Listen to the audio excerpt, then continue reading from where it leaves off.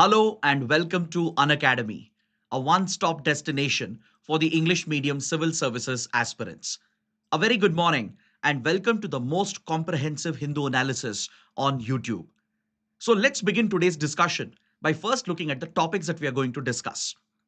From the Delhi edition of the Hindu, I have chosen 8 important articles for a detailed and comprehensive analysis so that you don't have to go back and read the newspaper again. Now let's get started. But before we begin the discussion, I have a very important announcement. Now you can enroll for Unacademy's online classroom program at just 19,999 and you stand a chance to get up to 12-month free extension. So to avail the offer, you have to use the code IAS English. And right now, if you enroll for this subscription within the 27th of August, that's when the offer is supposed to end, you are going to get free mains residential program as well as part of your subscription. Under the mains residential program, those students who manage to clear the prelims examination, they will get complete support from Unacademy for their mains preparation with a residential program in place. This includes lodging facilities, offline classes dedicated for mains exam with mains test series and answer writing practice. Here you can see the breakdown of the prices as well for the free extension, and the details of the mains residential program is present in this slide over here. So for further information, click on the link provided in the video description. And if you want the PDF of this analysis, please join the official Telegram channel of Unacademy IAS English by scanning the QR code on your screen. After the session ends, I'll be sharing the PDF over here. So let's get started and look at the first article. In the supplement page, where the science and tech articles are published by the Hindu, today we have a very interesting article related to IAS. Not your Indian Administrative Services, but a different kind of IAS, invasive alien species, which poses a significant environmental threat. Now, this is a topic which is very relevant for environment and ecology. Because invasive alien species, they have a detrimental impact on ecosystems, on the environment. They have an impact on human health. They can impact the economy as well. They could be very damaging for the biodiversity, especially the native species of plants and animals. So understanding what these invasive alien species are, what is its impact, what are the control methods, are there any global frameworks in place to tackle invasive alien species, and what is the extent of damage caused by invasive alien species is something we need to understand and learn. Now, this topic is in the news because recently a scientific study has been published which estimates the cost of the losses caused by invasive alien species around the world. A scientific study was carried out by a global team of researchers, which has been published. And according to this report, $2 trillion worth of financial loss has been reported because of invasive alien species. Now, first and foremost, what are these invasive alien species? Let's understand this. Now, when you look at any ecosystem, they are inhabited by native species, which are the original inhabitants of that particular ecosystem, which are the local inhabitants. So be it the flora or the fauna, the plants or the animals, which are native to that ecosystem, which originally belong to that particular ecosystem, which have been accustomed to that particular ecosystem, they are the native species. So if any foreign organism is introduced from the outside, which is essentially non-native, which is an alien, exotic species. So when I say alien, I'm not necessarily referring to any extraterrestrial organism. I'm referring to a non-native organism, a foreign organism from a different ecosystem, from a different biodiverse region, getting accidentally introduced into another ecosystem. And if this foreign non-native species, if it is very aggressive, if it can grow and spread very aggressively, it can take over the entire ecosystem to the detrimental effect on the native species of plants and animals. So, such foreign non native organisms which get introduced from the outside, the alien exotic species, if they rapidly take over the ecosystem and spread uncontrollably, and if they have an impact on the native plants and animals, then they are classified as invasive alien species. For example, across India, there is a particular type of weed which grows, which has been very detrimental to our biodiversity. You might have heard of this plant known as lantana. This was introduced from the outside into India's ecosystems. And today, lantana grows almost in every nook and corner of the country. The same goes with parthenium, also colloquially referred to as the Congress plant, as it was introduced through the food imports under the Congress government when India was receiving food aid from the US under the PL 480 program. The pollen of parthenium entered India through this route and spread widely across the country. Today, in every street corner, you will find the parthenium plant or the Congress plant, which can even cause allergic reaction and thus impacts human health. And it is very detrimental to the native local species as well. Then we also have the Japanese knotweed. The Japanese knotweed is another notorious invasive alien species. So, like this, there are exotic foreign non-native alien species which can enter ecosystems, aggressively grow and spread. They can take over the entire ecosystems, dominate over the native plants and animals, and it can have a detrimental impact on human health and economy. So, such species of organisms are categorized as invasive alien species. And the cost of invasive alien species has been estimated recently at $2 trillion from 1960s till 2022. So in a 5-decade period, the global loss has been estimated at $2 trillion, which is quite massive. That is the financial loss incurred because of the spread of invasive alien species around the world. That also includes the cost which has been spent on controlling the spread of these invasive alien species. So out of this cost which has been estimated, plants have caused the most significant damage. Invasive alien plants account for the highest damage in the range of $980 billion. Second comes arthropods, and third category would be mammals. So in terms of the financial impact over the last 50 years, plants have had the highest impact with regard to invasive alien species, followed by arthropods and mammals. And if you look at the region-wise losses as well, Europe and North America have reported the highest financial damage. This could also be because these are developed regions. Since the cost of living, the standard of living is much higher, any loss that occurs in a developed nation translates to a much more significant loss. So Europe and North America have registered the highest financial loss, followed by Asia, Africa, and the Australia Oceania region.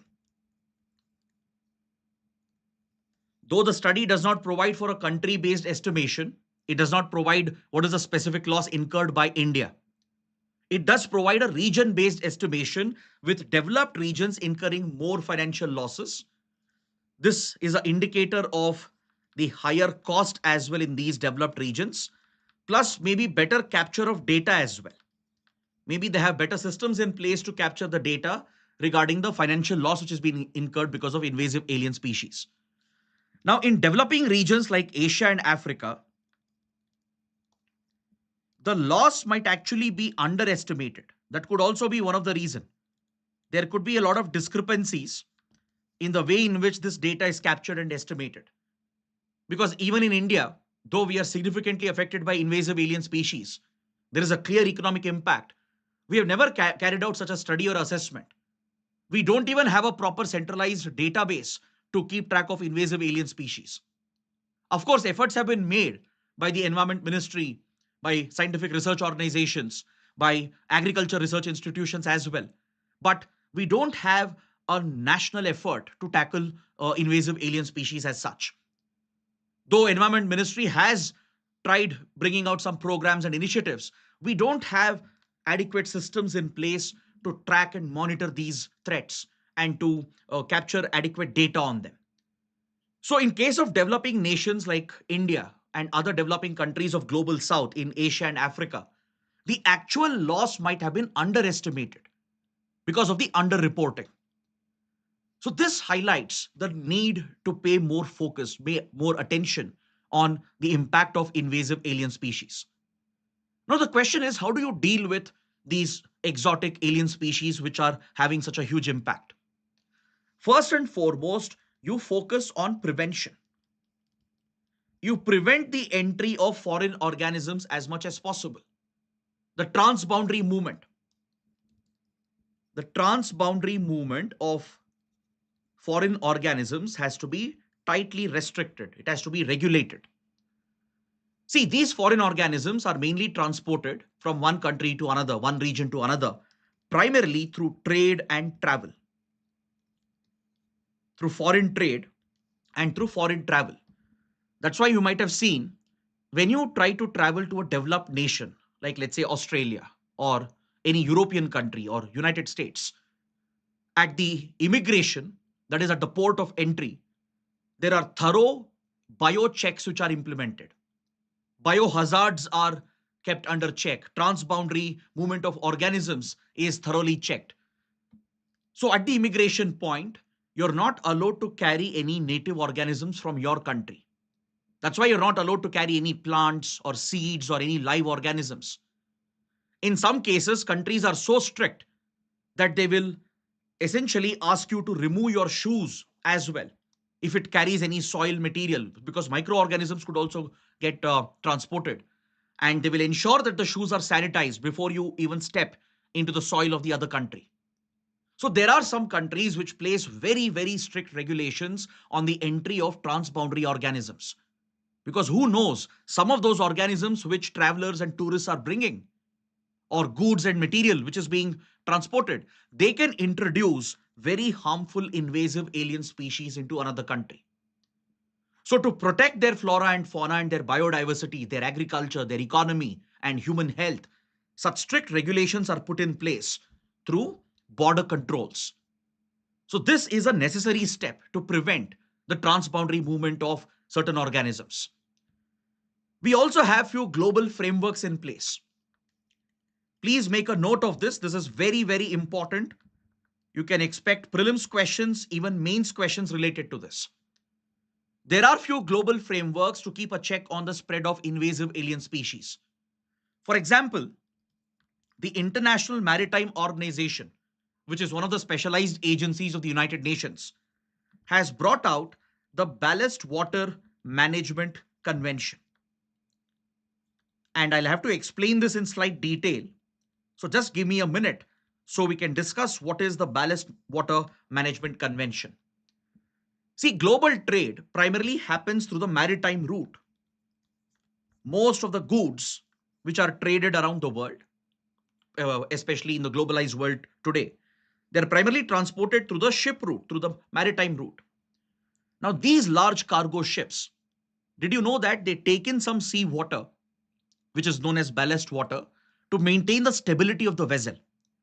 Since these large vessels are loaded with goods, with these containers which are carrying large quantities of goods, the stability of the ship would be in question sometimes, especially when the sea waters are rough. So ships are designed with a ballast system where they take in some seawater, they suck in seawater as they are moving to maintain that stability, and they sometimes release the seawater as well. So once they reach their destination, they reach a port, they will discharge the ballast water. Now, don't you think this ballast water which is discharged by the ships could contain aquatic organisms from a completely different region? Let's say a ship was coming from United States to India. This ship would have taken ballast water in the Pacific Ocean, in the Atlantic, and across the route it came through, and it might dump all that ballast water in an Indian port on, let's say, in the Arabian Sea or in the Bay of Bengal. Now, the organisms which are transported here, There could be large marine organisms. Mollusks and fish could also get caught in the ballast water, especially small microorganisms from algae to various bacteria, which could get transported. If they are dumped without any checks in a foreign port, in a foreign destination, this could result in the release of alien species, foreign non-native species, which could be detrimental to the marine environment.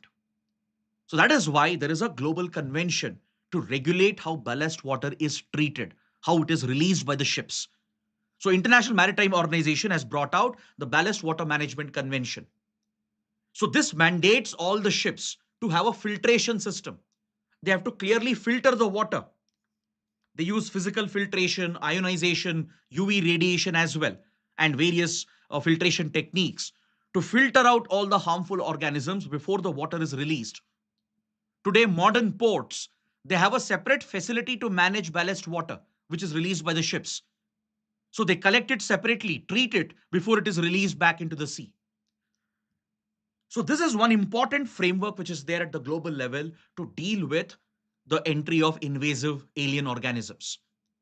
Then we also have the Convention on Biological Diversity, the CBD. Convention on Biological Diversity also has specific provisions related to the regulation of transboundary movement of organisms. So the member countries are obligated to follow these standards, to maintain these border checks and controls, to ensure that harmful organisms from foreign ecosystems don't enter into the native ecosystems. So please make a note of these global frameworks which are in place. So apart from prevention, prevention may not work all the time because of the globalized nature of the world today, the globalized nature of trade and travel which exists today, with all the free trade agreements, more goods moving around, more ships and more people traveling from country to country. There is always a likelihood that foreign organisms will get transported eventually. No matter what you do, eventually foreign organisms will enter your country. So this is where you focus on control and finally eradication. You need to control the spread of these foreign organisms. You need to study them. You need to create scientific research material to identify the impact of foreign organisms. Some of them may not be harmful. Some of them may get even accustomed to our ecosystem. They might blend with the organisms which are already present in our country. But there will be some which will spread aggressively, which will dominate over the incumbent species, and they will take over the entire ecosystem. So those are the species which have to be tracked, which have to be controlled, right? You need to cull them, you need to prevent their spread, and eventually you should try to eradicate these harmful exotic alien species. So this has to be the strategy to deal with invasive alien species.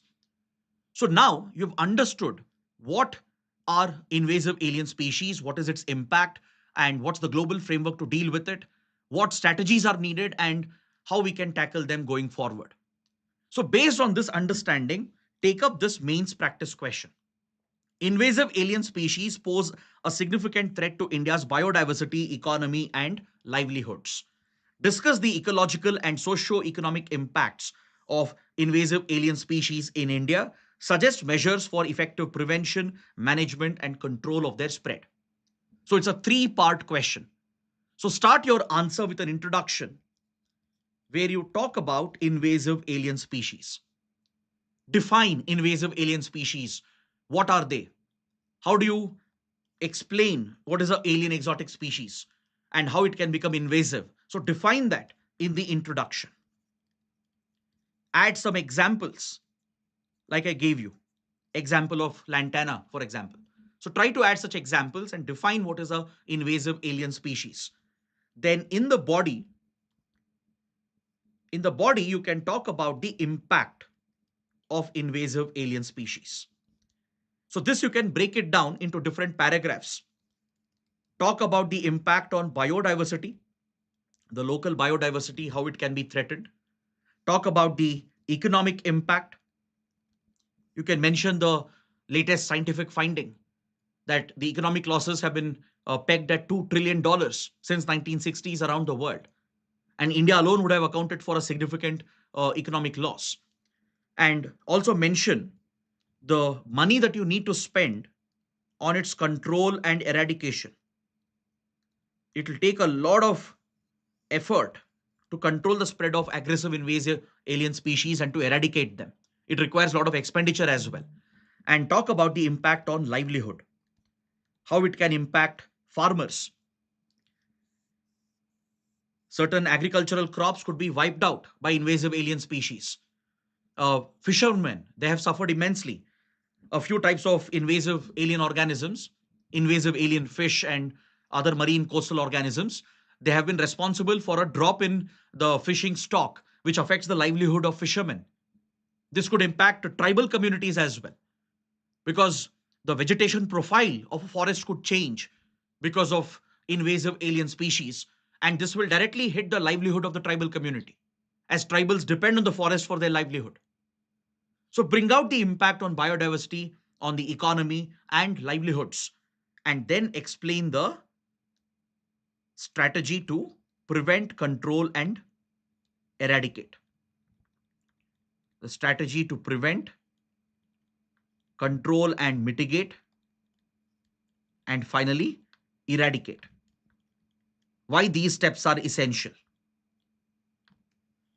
So with this, you have addressed all the demands of the question. So now you can conclude your answer, present a way forward, and try to align that with the introduction that you gave. Because in the introduction, you would have pointed out that invasive alien species is a threat to biodiversity, a threat to economy, a threat to livelihoods. So conclude on the same lines and point out why there is a need for better surveillance, better vigilance. Is that clear? So this will make for a good structured answer. So please use what we have discussed and try to write an answer for this question so you can practice your answer writing. So we insist on this in every session. We provide the required pointers for you, the inputs, and carry out a critical in-depth analysis, right? Especially for the major articles in a newspaper like editorials and columns. We do this each and every time in our Hindu analysis. So I really hope these discussions are helping you to answer the mains questions. A lot of students have been writing to us since the mains exam is going on currently. Many of them have said that what we have discussed in our YouTube sessions, in our classes as well, they have really helped them immensely to improve their answer writing skills, not only to cover the topics in the syllabus, but also to practice their answer writing. So let me know if you feel the same, and please let us know in the comments. Now let's look at another important article. There is an editorial on page number 6 that deals with the stray dog menace in the country and the recent controversial order of the Supreme Court.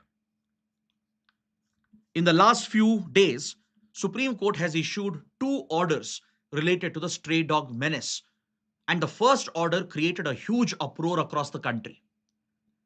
So as you know, in India, the stray dog population, especially in urban settlements, in our cities and towns, has become a massive problem. It has become a safety concern. It has become a health concern. There have been very disturbing incidents where stray dogs have attacked people, especially small children, infants. They've been killed as well.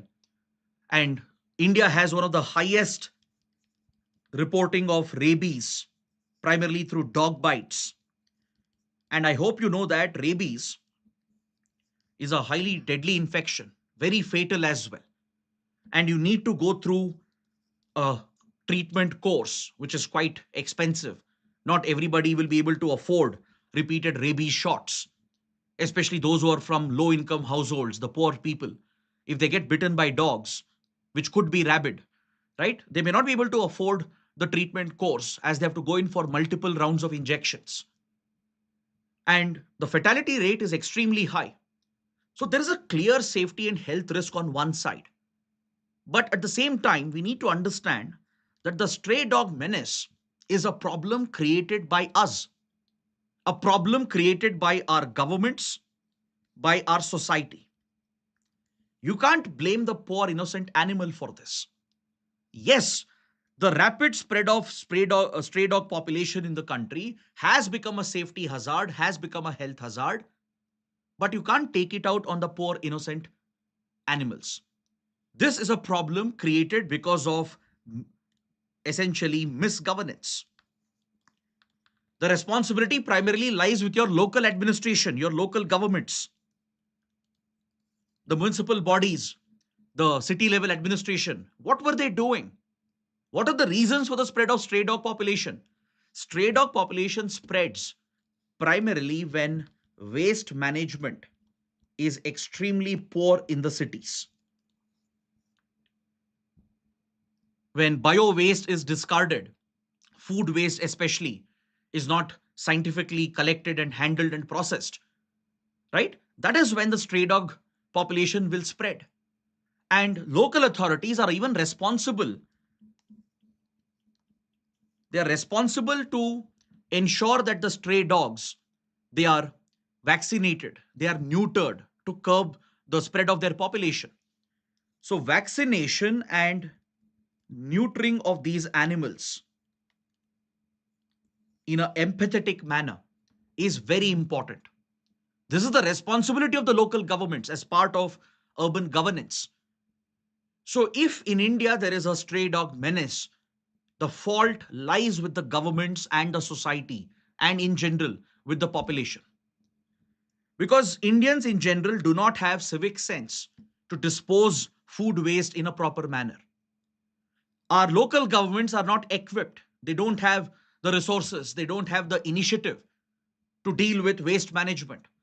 And they're not even implementing the health goals, which is to vaccinate and neuter the stray dog population to prevent their further spread. According to the Animal Birth Control Rules of 2023, 70% vaccination and neutering should be achieved. This is a minimum threshold that is needed to curb the spread of the stray dog population. If, let's say, we take a city for example, okay, let's say in that city there are maybe 1 lakh stray dogs. If 70% of them are humanely caught, then vaccinated and neutered and released back, then you will see an automatic decline over a period of time, and it will help in curbing the spread of the stray dog population. So the failure to do this by the local bodies, the civic authorities, is the primary reason behind the stray dog menace. The animals can't be blamed for this. And also, please understand, stray dogs have today occupied a unique ecological niche in our cities. They're performing a unique ecological role. They keep a check on the spread of rodent population. They actually help in clearing the carcasses, the waste in the cities, thus help in preventing the spread of other diseases as well. Now imagine hypothetically, overnight, all stray dogs will disappear. Okay, tomorrow, just imagine hypothetically that there is not a single stray dog in the country. Trust me, within few days, you will see a massive crisis, a massive unimaginable crisis. There will be a huge explosion in rodent population. There will be spread of several diseases, which will become a new type of nightmare for the administrative authorities. So what did the Supreme Court rule? A few days ago, Supreme Court took up this case suo motu based on reports of stray dogs killing a child. And the Supreme Court ordered the Delhi local government to ensure that all the stray dogs are caught and they are placed in centers where they are vaccinated, neutered, and taken care of. Now, this order caused a huge uproar amongst our animal rights activists. You might have seen the outrage on social media as well against the orders of the Supreme Court, which was natural, which was understandable. Because local governments, do they really have the resources? Do they really have the capability to take care of lakhs and lakhs of stray dogs in a large urban settlement like Delhi NCR region? Nobody knows what is the exact number of stray dogs that are present. The number could run into even few million as well. Does the local government really have the capacity? Do they really have enough centers, enough food? Can they provide for humane facilities where the basic needs of these dogs are taken care of? This is why there is an uproar amongst animal rights activists, even amongst healthcare professionals, that if you don't have the capabilities to feed the dogs, vaccinate them, neuter them, and provide them enough living space on humanitarian grounds, if you don't do that, then you are going to create a bigger problem. This could lead to the suffering, immense suffering for these innocent animals. And who would be accountable for that? Our local governments don't have resources and capability to take care of the human population. What will they take care of the dogs? That too on such a massive scale. So these Supreme Court ruling, the orders which came out, though it was well intended, it was not well thought out. The intention was right to deal with the safety concern, the health concern, to ensure stray dogs are vaccinated, neutered, and taken care of by the local authorities. But it was not well thought out because the local authorities definitely don't have such resources and capabilities. Even if you give them few years, they won't be able to pull this off. So this uproar and outrage led the Supreme Court to re-examine this issue, and a fresh order has been issued. So the new order of the Supreme Court states that the local authorities have to capture the stray dogs in a humane manner. A capture does not mean that you employ brutal methods. No. A humane capture of the dogs to vaccinate them, neuter them, and release them back. But those dogs which are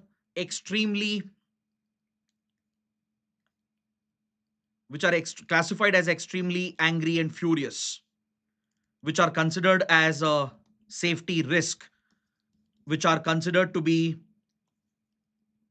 known to hunt and attack, those dogs will not be released. They will be kept in confinement. They will be kept confined on the grounds of safety and health hazard, which is a very prudent ruling in that regard.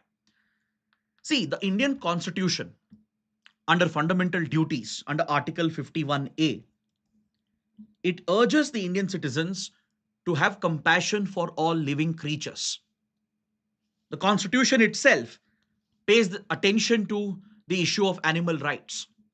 We have the Prevention of Cruelty to Animals Act. The Prevention of Cruelty to Animals Act, which was pioneered by Rukmini Devi Arundale, the noted dancer and animal rights activist who pioneered animal rights in India under Prime Minister Jawaharlal Nehru. We have an animal welfare board in our country that's responsible for ensuring animal rights are protected. But the thing is, how should India approach this problem? It is a civic issue. It's a problem created by unplanned urbanization. It's a problem stemming out of the pure mismanagement by our local bodies at the city level. So you can't mistreat the animals for this. At the same time, you can't allow incidents where stray dogs are killing children or stray dogs are biting people, resulting in the spread of rabies. So all the concerns are genuine. The concern of animal rights activists is absolutely genuine. The concern of the health authorities in the Supreme Court is genuine. And the concern of the people, the safety and the health concerns, the fear of being attacked by dogs is a genuine concern as well. So this requires a humane, well-planned solution, a long-term solution. And the only solution is to ensure that you catch the dogs in a humane manner. It can't happen in 1 day or 1 week or 1 month. It has to be a sustained program at the local level.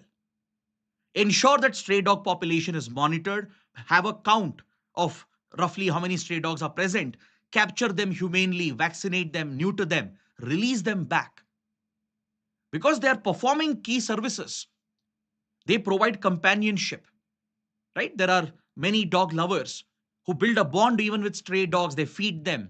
They give companionship to homeless people as well. And you can't ignore these aspects. At the same time, you can't ignore the safety and health risk as well. So the governments at the local level have this responsibility to capture the dogs humanely, run this sustained campaign, vaccinate, neuter them, release them back. But if there are dogs which are unruly, which are known to be hunting and attacking and biting people or responsible for such incidents, you will have to put them down, euthanize them humanely as well. Right? And for that, you need to step up your veterinarian services. There should be sufficient centers in the city, just like how cattle in the street is rehabilitated by local governments across the country. There are goshalas where cattle is rehabilitated, the food and health requirements are taken care of. Similar arrangements need to be put in place for stray dogs as well. So this has to be a long-term sustained effort. And what the Supreme Court has actually done, it has triggered a much needed debate on this issue and pushed the authorities to, kickstart the action that is needed. Let me know what you think about this. I know it's a very controversial, divisive, sensitive topic. Let me know what is your take on this. Should all stray dogs be captured and put into these homes? Do you think our local governments have the capability? Do you think it's humane to do that? That's why I've listed this under ethics as well. This brings up key ethical issues in governance and administration. Our constitution says all living organisms deserve compassion. It's a fundamental duty. We have laws in place to protect animal rights. So, what do you think? Let me know in the comments and take up this practice question. Now, let's look at another important article. This is related to history and a very important institution, the ASI, Archaeological Survey of India. The Archaeological Survey of India has been facing a lot of criticism, and questions have come up about the credibility of this important organization.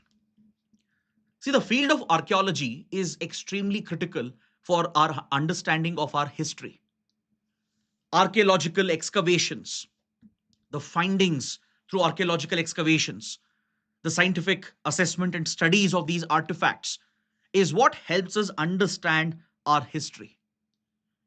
So it's one of the most important institutions in any country, which should be driven by scientific rigor, which should be driven by professional integrity, which should be unbiased when it comes to viewing history. Because history can't be what you want it to be. History should be seen as it is, without bias, without perceptions. It is very important to understand what happened in the past, not just in the recent past, but even millennia ago, centuries ago. To understand our own past, we need to try to understand what happened as it is, not the way in which we want it to be. Right? You can't add that prism of bias to try and turn history to suit your own narrative, because then that defeats the very purpose of the very subject of history. So archaeology and archaeological studies plays a very, very crucial role in our understanding of history. And the ASI has played a phenomenal role. But of late, its functioning, its performance has come under question. Serious doubts have been raised about the credibility of the institution itself. And there are serious allegations regarding the political interference in the functioning of the Archaeological Survey of India. The lack of its autonomy has come into scrutiny. The alleged bias which is being seen in some of the excavations which are going on is something which has been deeply troubling as well. And it has even triggered a major controversy between the state governments and the central government. See, from an organizational point of view, Archaeological Survey of India is directly under the central government. Correct? Now, the controversy which I'm referring to refers to some of the excavations that were primarily going on in the state of Tamil Nadu. A very popular archaeologist by the name K. Amarnath Ramakrishna. I'm sure many of you would be familiar with his name, because it was this archaeologist who led one of the biggest discoveries in the field of archaeology. He stumbled upon the Keeladi site in Tamil Nadu. The Keeladi excavations of 2014 has been of great relevance. 7,000 plus artifacts were discovered in this excavation exercise that was led by K. Amarnath Ramakrishna, one of the chief archaeologists of ASI in the Chennai circle. The findings has given us a new insight into our own history, particularly in southern India, to understand the history between the Iron Age and the early historic period. So this roughly corresponds to the period between 12th, 6th century BCE to 6th, 4th century BCE, which is more than 3,000 years ago. So this has plugged some gaps. It has helped us understand the nature of urban settlement and human civilization, how it evolved on the Indian subcontinent, almost on par or even ahead of the Indus Valley civilization itself. But the abrupt transfer of K. Amarnath Ramakrishna in 2017, this archaeologist who was pioneering the excavations at Kiladi site was suddenly transferred by the ASI to Assam, and this triggered an uproar. The Tamil Nadu government started alleging that the center is deliberately doing it to prevent the further excavation and studies of Kiladi site. The Madras High Court intervened later and transferred the excavation of Kiladi to the State Archaeology Department. Similar controversies have come up at other sites, such as Shivagalai, and as well as at Adi Chanalur in the Toothukudi district. Adi Chanalur and Shivagalai excavation sites. Even here, thousands of artifacts have been found, which dates back the history of this particular settlement to at least 3,000 years. And there is a lot of allegation, criticism against the Archaeological Survey of India that the findings are not being published, not being released into the public domain. And there is an allegation that there is a political interference from the center, that they don't want the Dravidian history to come out, as it could undermine the established historical narrative of the Indus Valley civilization. This is the accusation. This is not my opinion. This is the accusation, and that is what the writer is talking about. Now, why do these accusations come up? Let's look at this in an unbiased manner. The union government has justified its decisions to not publish the findings. The ASI sometimes has delayed the publishing of the findings as well. In case of Shivagalai excavation, it took more than 15 years and court intervention to get the findings released. The union government says there is no malified intention. There is no intention to block the excavation, or there is no such conspiracy. The union government has a logical point. The union government is saying that you can't have a single finding or a single narrative to rewrite the course of history.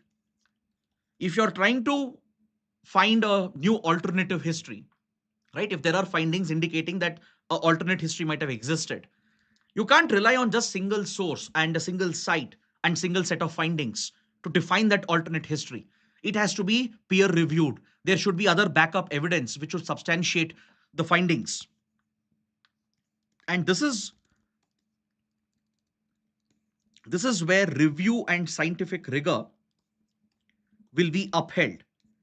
If you're a person who believes in scientific validation, right, you will of course not rely on just one set of findings and one set of narrative. You'll try to substantiate that with other findings as well. So in this regard, the union government has a point that if there is a finding which could indicate an alternate history, you can't simply claim that just based on one set of findings. There has to be sufficient review, sufficient scientific rigor employed to study further before you build the alternate historical narrative. And the center has said there has been no malified intention in transferring K. Amarnath Ramakrishna, because K. Amarnath Ramakrishna was brought back to the Chennai circle in 2021.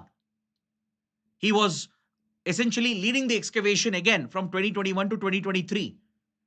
But his new set of findings was not allowed to be published for a long time. There was again a substantial delay in the publication of the findings. So this is where Tamil Nadu government is alleging that the center is interfering, that it has politicized the Archaeological Survey of India.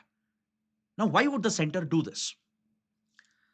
There is a concern amongst the states and amongst certain section of the Indian society that the central government, the ruling party at the center, is trying to build a monolith narrative. It is trying to build a homogeneous history, right? Largely on nationalistic lines, which could essentially lead to the erasure of the other identities of Indian civilization. Now, if the central government is saying that you can't use one source point of archaeological evidence to say that there is an alternate history there, we can accept this argument. But then, why is the same Archaeological Survey of India going against its own stated principle in Rajasthan, where excavations led to the discovery of a paleo channel, and it has suddenly led to the claims of the mythical Saraswati River being discovered, or sites associated with Mahabharata, which where the time period itself is controversial and it is associated with mythological history. Why are these sites being given more attention? The ASI has been more forthcoming, right? Especially when the Paleo channel was discovered in a village in Rajasthan. Speculation, it's essentially speculation initially when there is no enough scientific evidence. But ASI was more than willing to add to this argument that it could be the mythical Saraswati River without further review and further scientific rigor. So why this discrimination between excavations in Rajasthan and excavation in Tamil Nadu? If publication of reports was delayed in the case of Keeladi, in the case of Shivagalai, why are we seeing a very different approach without scientific rigor, without enough review, without substantiating evidence in the case of the paleo channel found in Rajasthan, where claims are being made that the mythical Saraswati River has been discovered or sites related to Mahabharata has been discovered? So this is the argument the writer is presenting, which is a very valid argument. As I said, the central government has a point, but the accusations are equally serious enough. Now, apart from this, let's forget the controversy for a while. There are other serious professional issues with ASI. The Archaeological Survey of India, do you know what it does with the findings? Once excavation is done, findings are brought out, reports are published. Did you know these reports are never made public? It is only meant for internal circulation, unless and until it is explicitly given out in the public domain. This is the standard of ASI. This is not the global norm. You look at archaeological institutions in other countries, in countries like France, in countries like Germany, Japan. You know what they do? The moment they make a big discovery of any archaeological site, once the findings are brought out, they publish the reports on academic portals, which are publicly accessible for everyone. This will not only build transparency in historical research, but it will make the research material accessible to everyone. It will allow researchers, historians to collaborate, to peer review, and that is what builds scientific rigor. But in the case of India, ASI is very guarded, it's very defensive. It doesn't allow public access to these reports and findings, right? Unless and until it is explicitly made public, circulation of these reports are only internal. Only those who have access to it can access those reports and findings, and it's not published on academic portals. Even academicians, historians, biographers are not given access to these records unless and until they get approvals and permissions.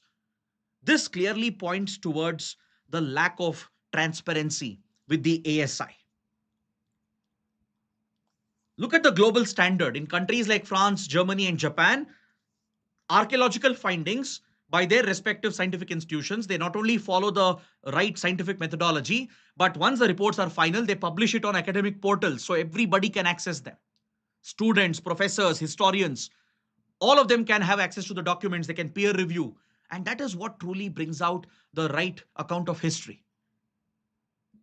So this points towards excessive political interference, lack of financial autonomy as well.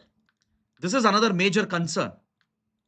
There has always been a concern of political interference and lack of financial autonomy. You need such institutions to be independent, focused on uncovering the true history as to what happened, how it happened exactly, and not how you want it to be. It's not about building narratives, creating your own version of history. It's about finding out what exactly happened and seeing history as it was. So this is where ASI faces a credibility crisis. And the writer says it is high time that ASI addresses these concerns and becomes more transparent. Now, coming to the next article, very interesting and a very important article related to defense. This article talks about X-Guard FODT. What is X-Guard FODT? It has been making a big splash in Indian media over the last few weeks. X-Guard FODT it is a type of electronic decoy, which was very effectively used by the Indian Air Force to deceive Pakistan during Operation Sindoor.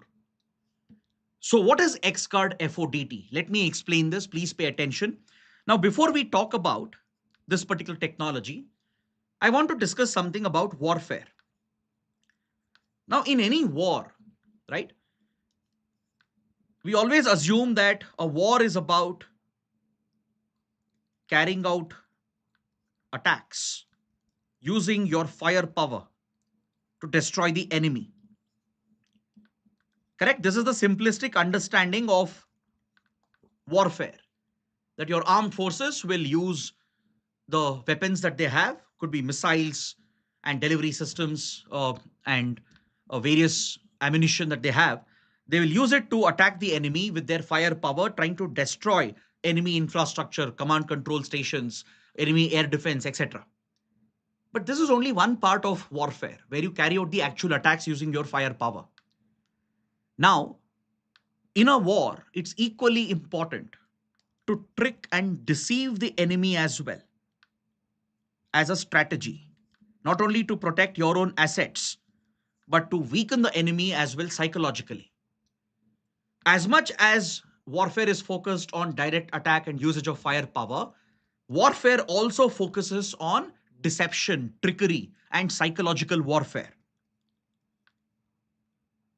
which is focused on tricking the enemy, to deceive the enemy.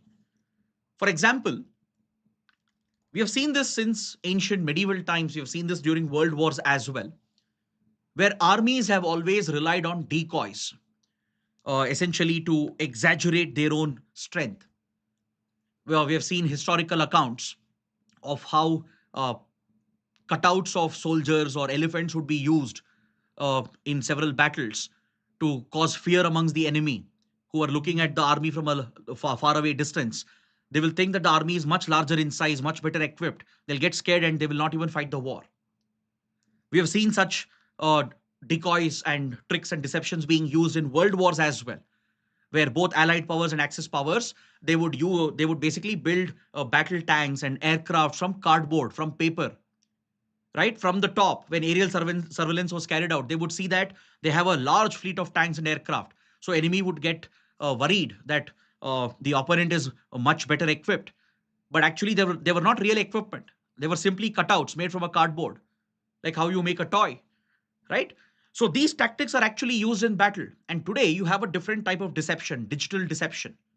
Electronic warfare has become the primary mainstay of battlefield today. It's not just about attacking the enemy and using your firepower. It's about tricking and deceiving the enemy as well in the battlefield. This is very crucial to, one is basically psychological warfare, to essentially make your enemy think that you're much better equipped than what actually strength you have. And at the same time, it's about protecting your assets, creating decoys so that they attack the decoy but not the main target. So when it comes to electronic warfare, there is a brilliant piece of technology known as FODT, fiber optic decoy, fiber optic decoy. Please make a note of this. These fiber optic decoys, they are towed behind the actual asset. FOTD, right? It stands for fiber optic towed decoy. And there's a type of FODT which is used by Indian forces, the XGuard, which is mounted on the Rafale fighter jets. The Rafale is equipped with the XGuard fiber optic towed decoy. And how does it work? The Rafale basically leaves this trail. It essentially deploys this fiber optic cable, which will come out as a detachment, and roughly it will spread to around 10 to 100 meters, and it will be trailing behind the fighter jet. It's a physical decoy, a physical electronic device which is deployed, and it will extend out of the fighter jet roughly a few meters behind the aircraft. And you know what the decoy does? This decoy can replicate the radar signature exact size and radar signature of the Rafale fighter jet. Now just imagine, I know it's hard to imagine or explain this without animation, but try to imagine this. Imagine this is the actual Rafale fighter jet.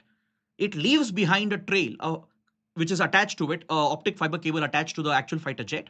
And there's an electronic device at the end of it, few meters behind it. And this device will basically create a radar signature mimicking the signature of the actual aircraft. So when enemy radars are looking at the airspace, they will not see a Rafale jet here. They will see a Rafale jet over here. Because see, Rafale comes equipped with its own defensive measures. There's a special electronic warfare suit on the Rafale called Spectra. Spectra is one of the most advanced electronic warfare suites. It can conceal the actual signals and radar signature emitting from the actual fighter jet. This fighter jet almost becomes invisible on the enemy radar. And the decoy which is deployed behind, this will reflect the radar signature. The enemy radar will catch the decoy. So when they launch a missile, when they launch their air defense systems, they will be targeting the decoy, not the actual fighter jet. The jet will be safe few meters ahead. They will hit the decoy which is trailing behind, thinking that is the real target. Now, can you think why Pakistan claimed 5 Indian fighter jets were shot down? They were not lying entirely. They were fooled by India. They were tricked by the Indian Air Force. Yes, Pakistan did shoot down something. They shot down something. On the radars, they saw Indian jets being taken down by Pakistani air defense. Pakistani pilots, they celebrated the kills because on the radar, they saw an Indian fighter jet being taken out. But in the real world, something else was happening. Indian fighter jets were largely safe in front. What Pakistan was hitting was the decoys which were trailing behind the fighter jet. Now, this is the beauty of electronic warfare and deception and deploying of decoys. You see this not only in aerial battles, you see this on the ground, you see this in the sea as well. Look at Ukraine and Russia. They have effectively deployed decoys on the ground. Russia has been using cardboard cutouts, 3D printed material to replicate battle tanks and artillery guns. So when Russian aerial surveillance is carried out, they will basically look at the decoys, the cutouts made from cardboard, paper, and 3D printed material. These are actually not weapon systems. These are fakes. But from the air, it will look like a real regiment of battle tanks and artillery guns. And Russia has done the same as well. This could also help in the era of drone warfare. Today, airspace in the battlefield is getting saturated with drones and loitering munition. It has become much, much easier to strike enemy targets. So when you have so many decoys deployed, most likely enemy will end up wasting their ammunition on these fake targets. Right? You're draining your enemy's ammunition as well. Pakistan would have fired multi-million-dollar missiles at absolutely nothing. And they are claiming they shot down the fighter jets of India. Maybe that is the reason why, though India acknowledges that we did lose some jets, we don't know how many, we don't know whether it was a Rafale. One thing is very clear, that the reason why Pakistan claims they shot down 5 jets of India is because at least some of them, they were decoys that they were hitting. They didn't know. They didn't realize they were hitting decoys. They thought the actual jets were down. They saw this only on the radar, but in reality, they were striking only the decoys that were trailing behind the fighter jet. So this is where decoys are very crucial in a battlefield. Both physical decoys and electronic decoys. You can electronically mimic the signatures. For example, even in the sea, naval ships and submarines, they have decoy methods available today where they replicate the acoustic signature of a large naval vessel or a submarine, and your actual assets are protected. For example, you take advanced warships which are being built. They are built with special material with minimized radar cross section. So they emit a very limited radar signature. So they will look like a very small boat on the enemy's radar. But behind the actual naval vessel, we can deploy a decoy. Could be electronic or could be physical, right? Using a basic material, if not cardboards, because cardboard may not survive in water, but a 3D printed naval vessel, for example, or electronic mechanism which can amplify the acoustic signature and radar signature, which will make the enemy think that the naval ship is actually here and they will fire their missiles and torpedoes. But actually, the warships will be much ahead in a different location, and they will be concealed with their defensive measures, with their electronic defensive measures. So in today's battlefield, it's not just physical deception, the digital deception is playing a very, very big role in the battlefield today, right? So when Chinese fighter jets were used by Pakistani Air Force, the J-10, and they fired BVRMs, beyond visual range missiles like PL-15, what Pakistani Air Force was hitting was just the decoys, not the actual fighter jets. So this tells you the role of deception, trickery, and the deployment of physical and electronic decoys in today's battlefield environment. It will not only deceive the enemy, right? It will weaken them, drain their resources. You can exhaust their firepower on these fake targets, and then you can actually mount your actual strike, right? Because the enemy will be preoccupied with the decoys. They don't know it's a decoy. And then it'll give you the space and time to carry out your actual strike. And that will be more impactful in a battlefield. So please pay attention to the evolving dynamics in today's battlefield. It can be very important given the nature of conflicts that are occurring today. Now, coming to the last part of today's discussion, the prelims section, let's take a quick look at the prelims articles. On the supplementary page of the Science and Tech section, the Hindu has published a beautiful image. The image that you see here is that of NASA's Chappie, the Chappie mission of NASA. It looks like a dome, looks like a Martian environment, correct? The soil, the rock profile that you see here, it looks like the Martian environment. Over here, you can see a dome which is covering this Martian environment. The dome looks like these dome resorts which have come up, right? Which is clearly indicator that it's meant for human habitation. And you see almost very similar conditions like as if you're on the surface of the Mars itself. So this image that you see here is that of a simulated environment which has been created by NASA. The dome is it's a human habitable dome which has been built. It's 3D printed again. It's relatively cheaper to produce this as it employs 3D printing. So CHAPIA stands for Crew Health and Performance Exploration Analog. So this image is not actually from Mars. No, we still haven't built any such human habitation or domes on Mars. This is a simulated environment created by NASA where Martian environment and conditions are replicated and a human habitable atmosphere has been created through this dome. It's a 3D printed analog essentially, where the astronauts can essentially work out of here. They can live as if they are living on Mars and simulate those conditions. In fact, the simulation is so good that they've replicated the exact atmospheric conditions, the climatic conditions, even the communication delay between the Earth and the Mars. For any communication to happen, there is a 22-minute lag, which happens because of the distance.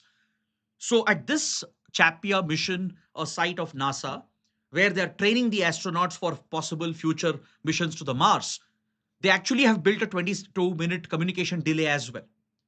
If you have seen the movie Martian, starring Matt Damon, right, you will understand what I'm talking about. So this is preparation by NASA for possible future space exploration missions, possible human habitation, human colonies on Mars, where astronauts will be deployed. They'll be living out of these habitats where they will come out and perform spacewalks, walk on the Martian surface, collect samples, conduct studies. They will go back to the habitation, and all the parameters are being captured, be it the life indicators, be it survivability for the astronauts themselves. All these conditions are being tested out at this simulated environment under the CHAPIA mission or the CHAPIA mission of NASA. Next, there are two articles today referring to cloudbursts and flash floods, because recently India has witnessed some deadly incidents of cloudbursts and flash floods, especially the one that occurred in Kishtwar in Jammu and Kashmir. It has claimed several lives. So let's quickly understand what is a cloudburst. How do you define it? What is its impact? This could be important for mains as well under disaster management. So a cloud burst is essentially a sudden intense rainfall event. But how do you define it? How do you distinguish this from a regular period of heavy rainfall? Is there any difference between a regular period of heavy rainfall and a cloudburst event? The answer is yes, there is a clear difference. So there are certain parameters and indicators based on which you can identify a period of extreme heavy intense rainfall as a cloudburst event. According to IMD, India Meteorological Department, which is the nodal authority for providing early warning regarding extreme weather events such as cloudbursts, it has a clear definition. The IMD has brought out the parameters and defined a cloudburst event as a period of intense rainfall that occurs of more than 100 millimeter in a span of 1 hour over a small area of around 2030 square kilometers. Is that clear? This is the IMD definition. If rainfall of more than 100 is received in just 60 minutes in a small area of 2030 square kilometers, such an event will be classified by IMD as a cloudburst event. Got it? The World Meteorological Organization has a slightly different definition. According to WMO, rainfall of more than 100 per hour in a small area, and the area is not defined. This is classified as a cloudburst by WMO. So in India, of course, as far as disaster management is concerned, we'll go by the definition of IMD. So IMD's definition is the standard for India when it comes to cloudbursts. In Sweden, there is another standard, the Swedish standard called Skyfall. Skyfall is an event which essentially refers to an extreme rainfall event where 1 rainfall is occurring every minute, meaning 60 rainfall for 1 hour for 60 minutes. So when such heavy rainfall is received in a small area, this could result in immediate flash floods and landslides. It could trigger these disasters. The huge volume of water which is dispensed in a very short span of time in a small area could trigger flash floods and trigger landslides. Because cloudbursts are largely restricted to mountainous regions. They are largely seen in mountainous areas because orographic lifting is associated with cloudburst events. Research has shown that orographic lift plays a role.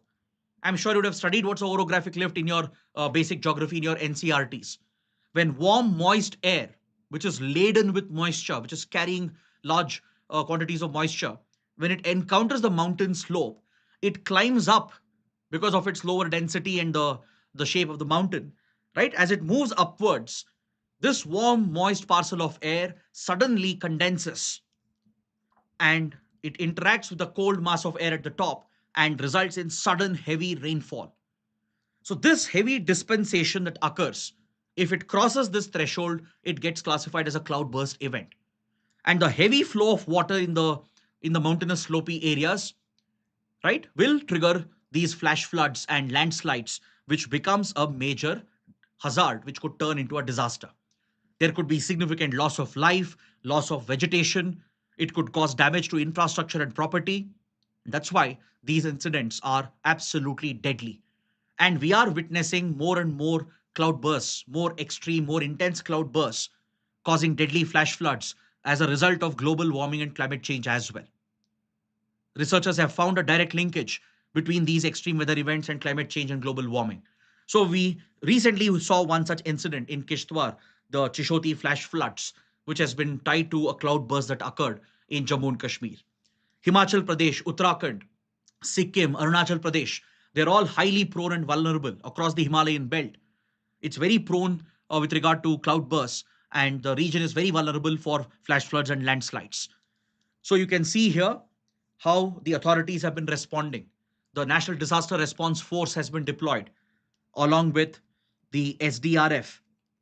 Even the army and police have been called in to carry out search and rescue operations as several people are missing.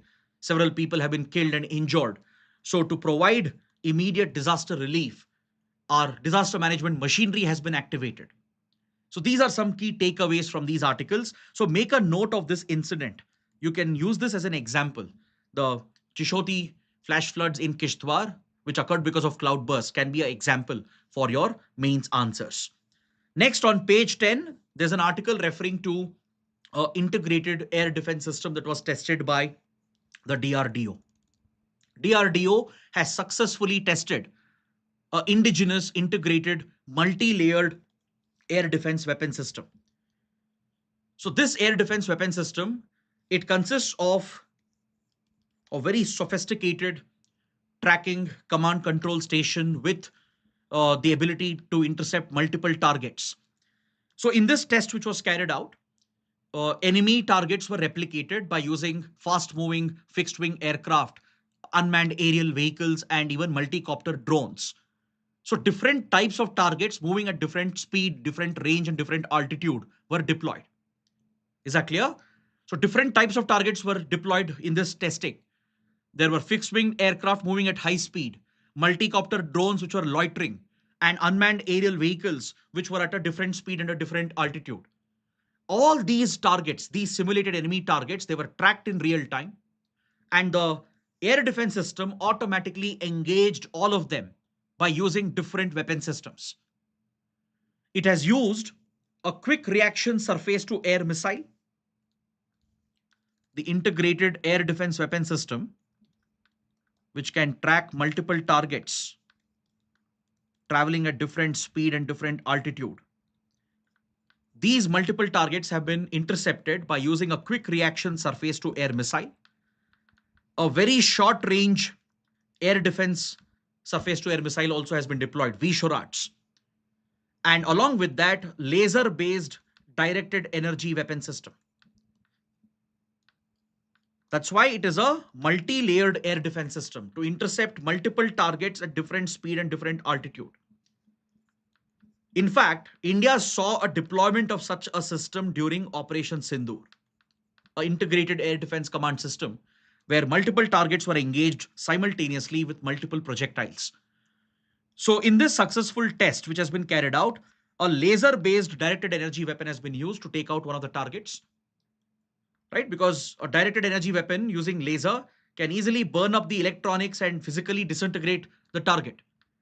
And quick reaction surface to air missile and a very short range air defense weapon system can quickly launch the interceptor and take out the target before it can hit our target. So this indigenous multi-layered air defense system has been successfully tested out. Then coming to the last article, the last topic for today. For the upcoming Gaganyaan mission, which is ISRO's first human space flight, ISRO has carried out a critical test, the airdrop test of the crew module, which will make a re-entry. You can see the crew module here, which will be housing the Indian astronauts. So as the crew module makes a re-entering back into the Earth's atmosphere, it will encounter significant friction, massive heat will be generated, and the crew module will be secured by these special tiles which can withstand the high temperature and the high heat. And after this phase, during the descent, the crew module will have to be arrested. The velocity at which it is coming down, it will have to be arrested slowly, gradually, before it will make a soft touchdown or splashdown into the waters. So for that, you need a very sophisticated parachute system, which will deploy once the crew module re-enters the Earth's atmosphere and survives the heat phase.